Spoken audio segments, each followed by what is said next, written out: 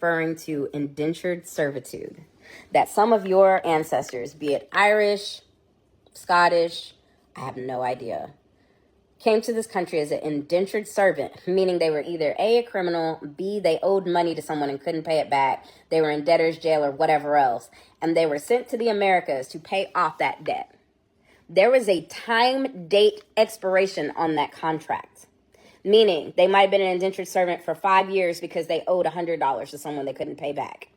At the end of those 5 years, they were released from that work punishment to work off their debt.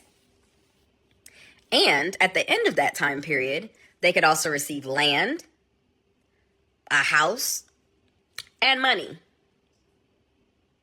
During that time period of their indentured servitude, they could marry whoever they wanted. They could have children, and those children would not be born into slavery or into servitude.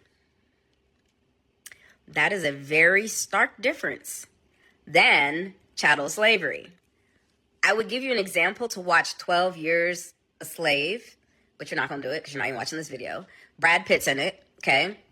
It shows the storyline of a person who is a freed man. He was never a slave before, educated, got kidnapped, put into slavery, and no one believed him that he was free.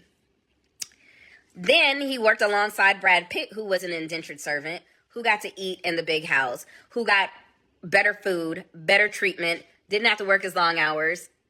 And at the end of his little servitude, skedaddled on out and told someone about the guy that he met that was educated and can read and write and play the violin and that shouldn't have been on that plantation. I would watch that movie. It would help you understand the difference in treatments. African people who were stolen and forced into slavery, they were brought to Americas stripped of everything culturally.